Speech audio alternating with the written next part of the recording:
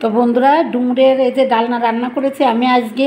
তোমরা এভাবে একবার বানিয়ে খেয়ে দেখো, কত টেস্টি। শুধু এক পদ্মেই থালা ফাঁকা হয়ে যায়। হ্যালো বন্ধুরা, কেমন আছে তোমার সবাই? আশা করছি ভালো। এই দেখো, তাজা তাজা ডুমুর এনেছে আমার কর্তামশাই। এখন আমি আলু আর ডুমুর দিয়ে ডুমুরের ডালনা বানাবো।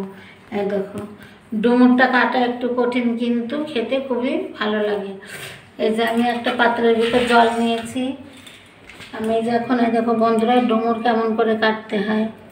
এই যে এর ভিতরে একটা দানা দানা আছে, ওটা ফেলে দিতে হয়। এই যে গা থেকে এরকম করে কেটে নিতে হয় মাংসটা।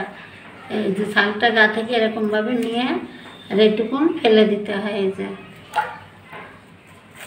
কেটে কেটে আমি জলের ভিতর রাখছি। এই যে গা থেকে আমি ছালটা ছাড়িয়ে নিচ্ছি এমন করে।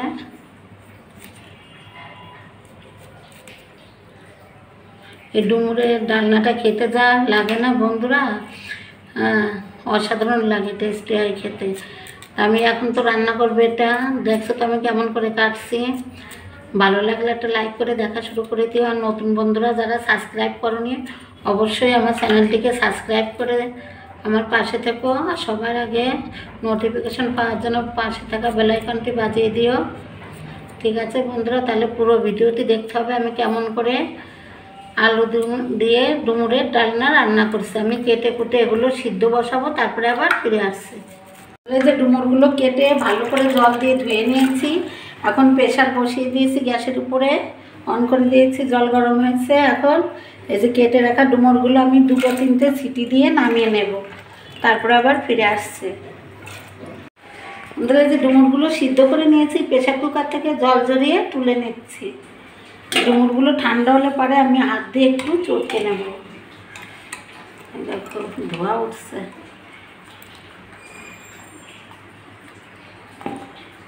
করা ডুমুরগুলো আমি একটু হাত দিয়ে ভেঙে ভেঙে নিচ্ছি বন্ধুরা। এরকম চটকে, গরম আছে এখনও, পুরোপুরি ঠান্ডা হয়নি। এই ডুমুরের রেসিপিটা যা সুন্দর লাগে না বন্ধুরা, তোমরা আমার পুরো রেসিপিটি ফলো করো, তাহলে দেখতে পাবে। আমি যেমন রান্না করব এরকম রান্না করে বাড়িতে একবার খেয়ে দেখবে।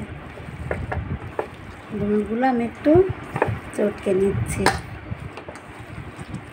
বন্ধুরা। এই যে ডুমুরের ডালনা বানানোর জন্য আমি একটু আলু দিয়ে বানাবো ডুমুরের ডালনা। কড়া বসিয়ে দিয়ে তেলও গরম হয়ে গেছে, সাদা তেলে রান্না করছি। এই যে আমি কিছু গোটা মশলা নিয়ে নিয়েছি, ফোড়ন দেবো, শুকনো লঙ্কা, জিরে, তেজপাতা, লবঙ্গ, দারচিনি, এলাচ আমি তেলের উপর দিয়ে দিচ্ছি। আমি আলুগুলো দিয়ে দিলাম, ভিতরে একটু লবণ দিয়ে দিলাম, আর দিচ্ছি একটুখানি হলুদ। আলুগুলো আমি লাল লাল করে ভেজে নেব। আলুগুলো আমি লাল করে ভেজে নিয়েছি। এখন আমি এই যে মশলাটা বেটে নিয়েছিলাম, শুকনো লঙ্কা, আদা, রসুন, পেঁয়াজ আর এই যে সাদা জিরে বাটা, সব একসঙ্গে মিশিয়ে নিয়ে আমি আলুর ভিতর দিয়ে মশলাটা ভালো করে কষিয়ে নেব। মশলা দিয়ে আলুগুলো কষিয়ে নিয়েছি ভালো করে। এবার আমি টমেটো কুচিগুলো দিয়ে দিচ্ছি। আমি এর ভিতর দিয়ে দেবো স্বাদ মতো লবণ। দেখুন লবণ লাগবে, আমি একবারে দিয়ে দিচ্ছি। স্বাদ মতো লবণ দিয়ে দিলাম, আর দিচ্ছি আন্দাজ মতো হলুদ গুঁড়ো। টমেটো না গলা অবধি আমি ভালো করে আরেকটু কষিয়ে নেব। টমেটো দিয়েও ভালো করে কষিয়ে নিয়েছি, গলে গেছে। এবার আমি সিদ্ধ করে রাখা এই যে ডুমুরটা চটকে রেখেছিলাম, এখন এর ভিতর দিয়ে দিচ্ছি। আমি আরও 2-4 মিনিট ডুমুরটাকে এর সঙ্গে কষিয়ে নিই, তারপরে একটু জল দেবো। আমি একটু চিনি দিয়ে দিচ্ছি, ঝাল নুনটাও ব্যালেন্স হবে আর খেতেও টেস্টি হবে। চিনি দিয়ে দিলাম। সব একসঙ্গে দিয়ে ভালো করে কষিয়ে নিয়েছি। এবার একটু জল দিয়ে দেবো।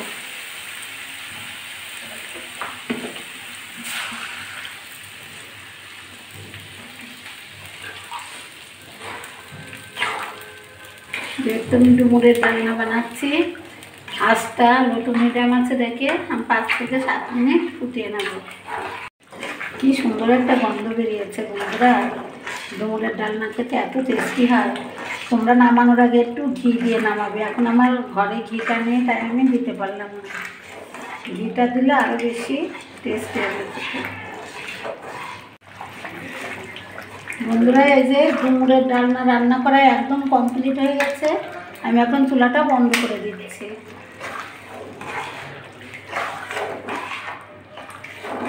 এখন আমি একটা প্লেটে আর গামলিতে তুলে নিচ্ছি। কি সুন্দর।